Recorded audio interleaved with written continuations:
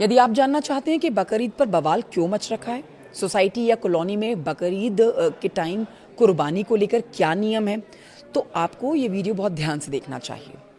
बकरीद में कुर्बानी को लेकर उत्तर प्रदेश, महाराष्ट्र, दिल्ली के साथ कई राज्यों की सरकारों ने गाइडलाइंस और एडवाइजरी जारी करती है।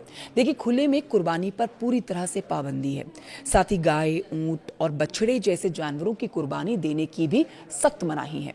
यूपी में प्रयागराज, वाराणसी, लखनऊ, संभल जैसे कई शहरों में पुलिस और अर्धसैनिक बलों की टीम फ्लैग मार्च कर रही है।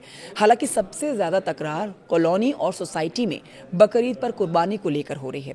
इसको लेकर दोनों पक्ष आमने सामने आ रखे हैं, जिसमें दिल्ली में अजमेरी गेट से जामा मस्जिद तक फ्लैग मार्च हुआ।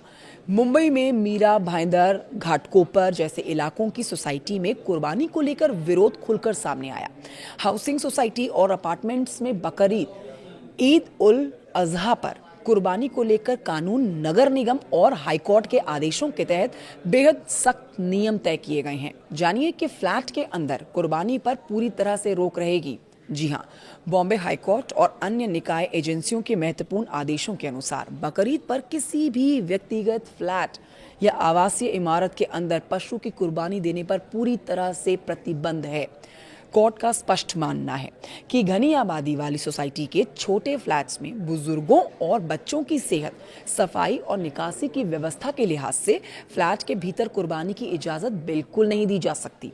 अगर कोई सोसाइटी अपने परिसर के भीतर किसी भी खुली जगह या फिर कॉमन एरिया में सामूहिक कुर्बानी का आयोजन करना चाहता है तो उसके लिए अलग नियम है। सोसाइटी की RWA आयोजकों को नगर निगम, स्थानीय प्रशासन से बाकायदा NOC लेनी होगी।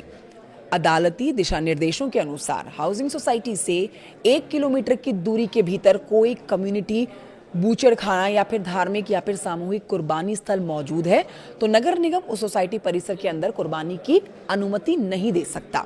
किसी अन्य धर्म के पूजा स्थल या फिर खुली आवाजाही वाले रास्ते के ठीक सामने कुर्बानी नहीं होनी चाहिए। दिल्ली के साथ कई राज्य सरकारों की इस पर गाइडलाइंस हैं। कुर्बानी के बाद पशु के खून को खुले में, नाले में, सीवर में बहाना और बचे हुए अवशेषों को सार्वजनिक कचरे के डिब्बों, सड़कों या फिर सोसाइटियों के डस्टबिन में फैलाना, फेंकना पूरी तरह से बैन रहने वाला है। जान लीजिए कि RWA और आयोजकों को ये सुनिश्चित करना होगा कि वेस्ट को नगर निगम की गाड़ियों या फिर निर्धारित डंपिंग साइट तक सुरक्षित और कवर्ड तरीके से पहुंचाया जाए। हर कोऑपरेटिव हाउसिंग सोसाइटी के अपने नियम होते हैं। अगर सोसाइटी की RWA ने परिसर के अंदर किसी भी तरह के धार्मिक या अन्य आयोजन में पशु लाने या अन्य अस्थायी शेड यानी कि बाड़ा बनाने पर रोक लगाई है तो निवासियों को सोसाइटी के नियमों का पालन करना होगा और ये जरूरी है। विवाद से बचने के लिए नगर निगम के तयशुदा इलाकों, स्थानों, ईदगाहों या फिर चिन्हित कसाईखानों पर जाकर ही रस्म को पूरा करना होगा।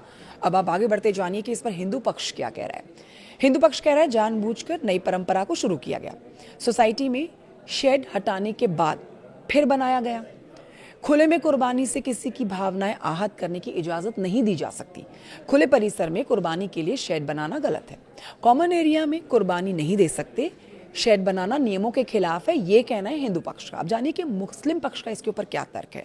मुस्लिम पक्ष कह रहा है हर साल कुर्बानी के लिए शेड मिलता था, इस साल कुर्बानी के लिए शेड नहीं है, बिल्डर ने शेड देने से मना कर दिया है। मजबूरी में बकरे परिसर में लाने पड़ रहे हैं। त्योहार मनाने का सबको अधिकार है। मुस्लिम पक्ष कह रहा है कि कानून सोसाइटी के नियमों का सम्मान करे, नियमों के मुताबिक कुर्बानी होनी चाहिए, वैध बूचड़ खानों में कुर्बानी दी जानी चाहिए। अब आप ये जानिए कि यूपी में खुले स्थानों पर पशुओं की कुर्बानी बैन है। प्रतिबंधित पशुओं की कुर्बानी नहीं होगी। सड़क जाम करने की अनुमति नहीं दी जाएगी। तय स्थानों पर आयोजन कराए जाएं। नई जगहों पर कुर्बानी नहीं दी जा सकती है। और ये भी अंत में जानिए कि नियमों का पालन ना करने पर सख्त कार्रवाई होगी। ये हैं सख्त नियम। यूपी के नियम जानिए, क्योंकि सबसे बड़ा राज्य है देश का जहां पर सबसे ज्यादा मुस्लिम आबादी है, तो यूपी के नियम क्या कह रहे हैं वो जान लीजिए अंत में। यूपी में नियम है कि सड़कों पर नमाज अता नहीं की जाएगी। प्रतिबंधित पशुओं की कुर्बानी पर बैन रहेगा। 13 रैपिड रिस्पांस टीमें तैनात की गई हैं। गाय, बछड़ा, ऊंट की कुर्बानी नहीं होगी।